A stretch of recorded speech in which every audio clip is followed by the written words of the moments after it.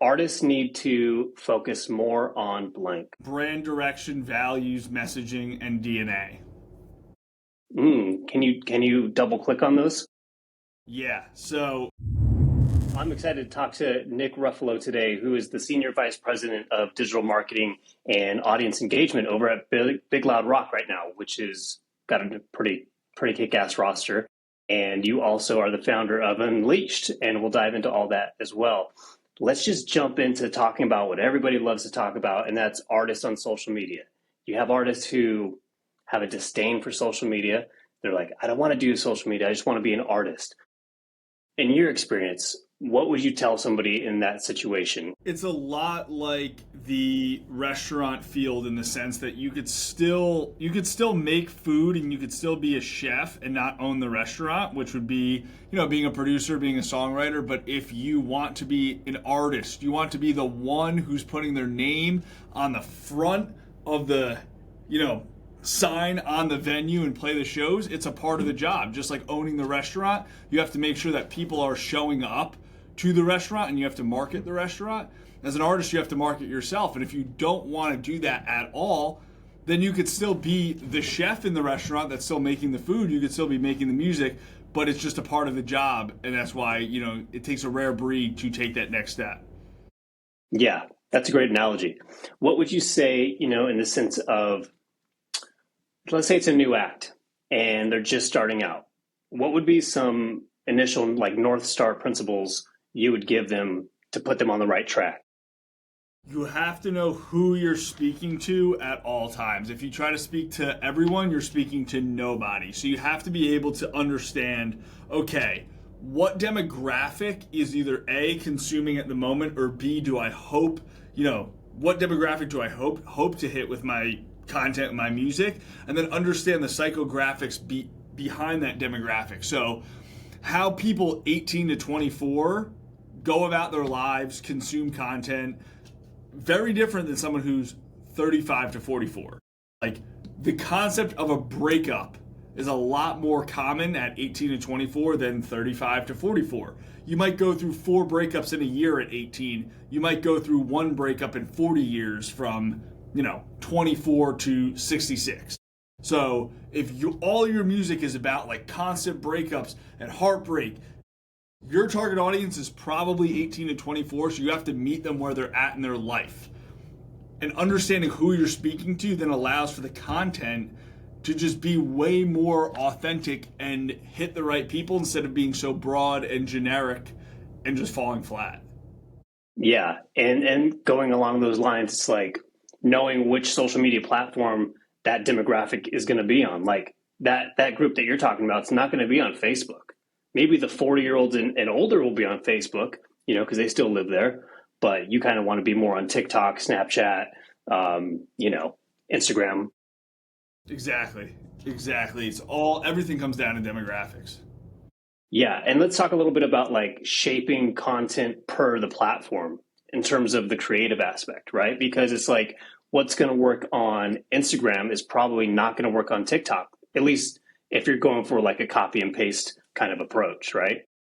Most of the time, no. I mean, the crazy thing about cross-platform stuff is anything could work anywhere, but the way that you want to present and come across on Instagram, most of the time should be more refined. So not to say a TikTok-y post can't also go on Instagram, but hiding it to Reels only so that the feed is clean. So when people go to your page and they see it, that instant quick glance effect is okay, this person's legitimate. They're a professional, at what they do. They're not in their bedroom, in a sweatshirt, terrible lighting. That video could still rip on TikTok and Reels.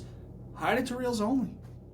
Ah, okay. I like that. I mean, that makes a lot of sense when you're jumping on somebody's Instagram page for the first time and you're seeing that first initial 9 posts or something that shows first. I looked at your Instagram and that's super clean, and it seems when I looked at it, I was okay, there's going to be a lot of actionable information here. That was my initial takeaway when I saw your page on Instagram. Thank you. Yeah, and I hide all my Reels to Reels only, all of them. Now that you said that, I'm going to go back and I'm going to look. I'm going to see, okay, what's hiding over here on the Reels. all my reels are reels only, and then I just have a curated feed and keep it clean. Cool, man. So let's talk a little bit about AI.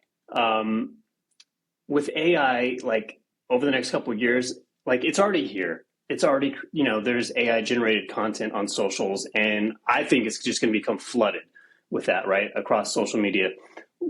When it comes to an artist who's trying to cut through all that, do you have like one or two tips of like lean into this area with your content to help separate yourself from like the generic AI generated stuff? I mean, AI is going to be the best amplifier of great narrative, and it will just get better at amplifying the narrative. But if the narrative isn't connected to the person, and the person isn't the one that's starting the narrative, then there's nothing, that can be done with AI to help you. So what I mean by that is, like, if you've got a story and a message around a song and you're pushing it on your socials and you're pushing that narrative in a very human way, you using AI to then run a bunch of burner accounts that amplify that narrative with, like, fucking B-roll of the beach with text on screen and quotes and everything that fits in and feeds in. So now it's just the new radio of like subconscious hearing, the song every 10, 20, 30 scrolls, and then it all ties back into the artist page, and the narrative on that page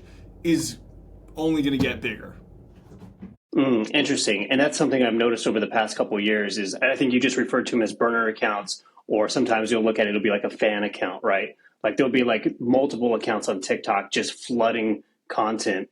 And then it's just like an impression situation. Like how much content can we flood out there to give multiple impressions of the artist or the band or whatever the case is that'll just like last in their mind. Is that kind of like the strategy there? 100%. Yeah. Let's switch gears a little bit. Let's talk about like owning your audience, owning the fan data. Right now, 2025, I mean, we're like approaching halfway through the year already, which I don't know how that's possible. Do we still like emails? Do we still like having an email list? Should we still be actively collecting emails? Should we rather be focusing on phone numbers through like the community app? What's your take on that? Phone numbers always. Yeah. 99.9% of people are going to try to get to inbox 0 on their messages before their email inbox. So people let 10,000 emails stock up. Like if you're in a bunch of group chats, like you could have an ungodly amount of unread texts, but the average person is going to go through their texts every single day and read all of them. And then when we talk about that, what's your split on you're sending out something, hey, buy this, or what else could you be texting them? New video drop or what? I mean, I like to be very strategic with like the text blast and just sell as hard as possible as, every time you're sending out a text blast, you're selling extremely hard, but you're not sending out that many text blasts. Like you're sending 2 per release and you're only sending them around releases or tour or merch, but like that's about it. And then, when it comes to tour, segmenting it so you're not texting people in, Wisconsin about, the show that's coming up in Seattle, like segmenting based by location and area code. Sell as hard as possible. Nothing to lose. Yeah, other than a swipe and a delete, that's what you got to lose. People are going to do it with a non-sale anyway, the same demographic, so. Yeah, and you'd really have to be hitting them hard to really alienate that fan to the point that they're like, all right, I'm out. I'm not going to be a fan of this artist anymore. You know what I mean? Like you'd have to be pushing really hard. Exactly. Yeah. In terms of data, what are some other areas rising artists should be looking at? Is it their Spotify monthly? Like what do you see that's really impactful in terms of like we need to be putting some focus here? Spotify followers. That's followers. Okay. More important. You could buy your way into Spotify followers too, but that literally there's no point in doing that. You can buy your monthly listeners, fake and kind of get a vanity metric out of that, but Spotify followers are like the threshold and the metric for what is the trajectory growth of this artist in terms of fan base building. Because like a lot of people don't follow every artist that they're like kind of a fan of. Yeah, that's a good point because even I don't. Maybe I should start doing that. Um, but yeah, there's been so many times where I'll come across a new artist and like they'll reach out to our company or whatever, and then I'll go on their Spotify and I'll look and I'll be like, oh, you say you're based in like, I don't know, Jacksonville, yet all your listeners are coming from Brazil. And it's like, well, that's not really adding up very well. Who did you pay for those streams, to make them come from Brazil or India rather than Jacksonville, your hometown? Yeah, I mean, it's the top cities is interesting because there are like flag cities that you see, and you're like, more often than not, these cities are like the bot farm cities, but at the same time, like, we have artists, even on the label side, where like they're based in Nashville and they've got like crazy Mexico or Brazil or Germany based audiences, and it's just that's how it shook out in the Spotify algorithm.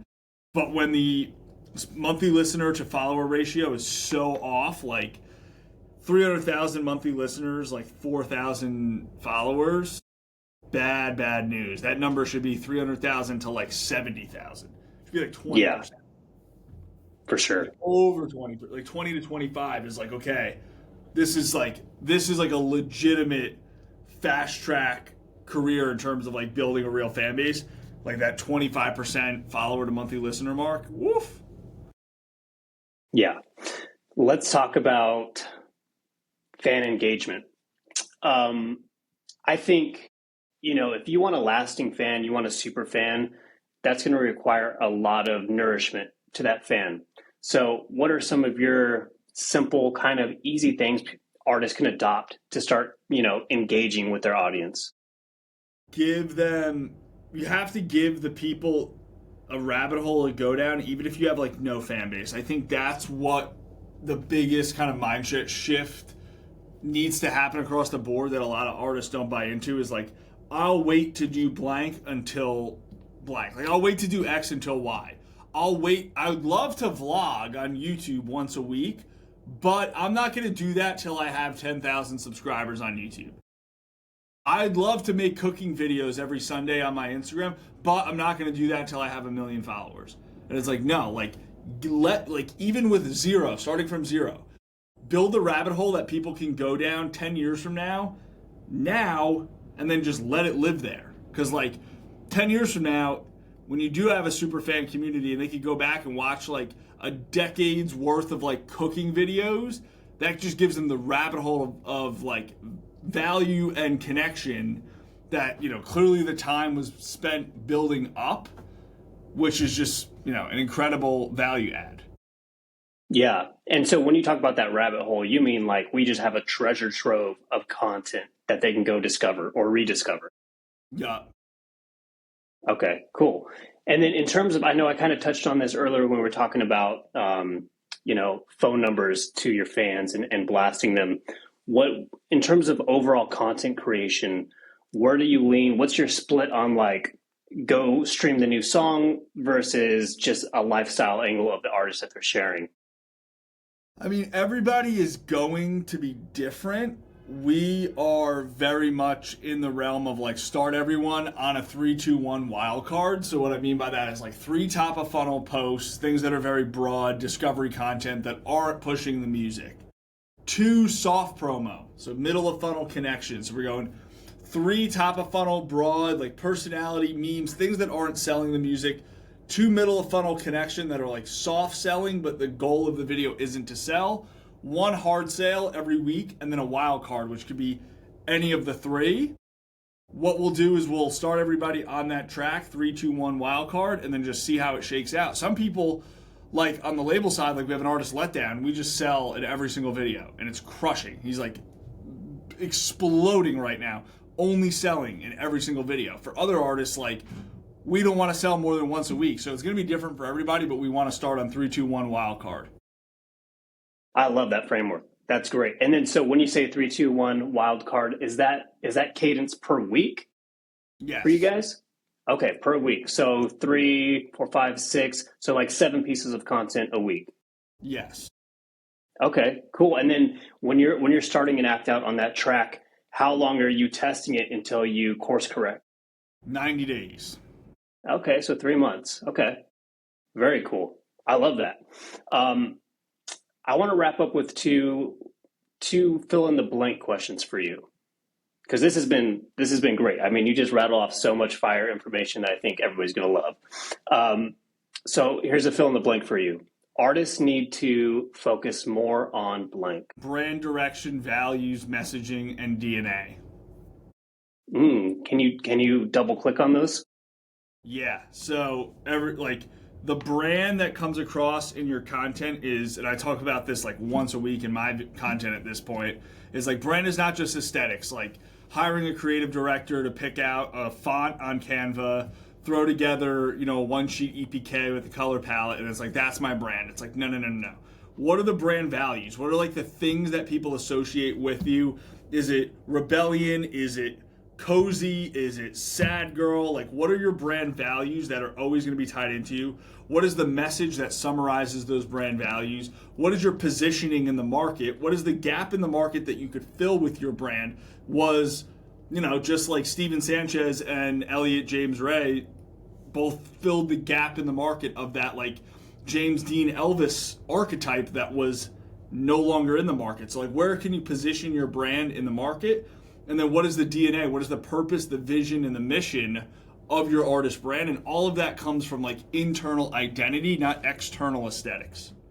Dude, that was a lot of value in like a minute and a half. So I think people are going to be rewinding this one multiple times because I know I will because that was great. Okay, last one for you, Nick. Artists need to focus less on blank. Complaining. Oh, I like it. All right, double click on that one too. I mean, there's no room to complain. Like there's so many people out there that are like willing to do whatever it takes, and not just say they're willing to do whatever it takes, actually do it too. That's the thing. There's three categories of artists. There's I'm only going to do what I want. So I don't want to post content, or I don't want to do this, or I don't like. So there's like I'm only going to do what I want, and I don't want to do anything else. Then I'm going to say I'll do whatever it takes, but when push comes to shove, I'm not going to. Then I say I do whatever it takes, and I actually do it too. So if you're falling in category 1 or 2, and then you're complaining about, well, why is someone in category 3 blowing up and I'm not? Oh, they're an industry plant. Oh, I'm going to complain because I don't like their freaking vocal chain. Like, don't complain, just do you. Just do you. Yeah, absolutely. That was a hell of a way to end this podcast. Nick, I know you're a busy guy, so I'll let you go. But thanks for jumping on and just blasting out all this insight. This is great. Thanks for having me, man. I'm happy to help.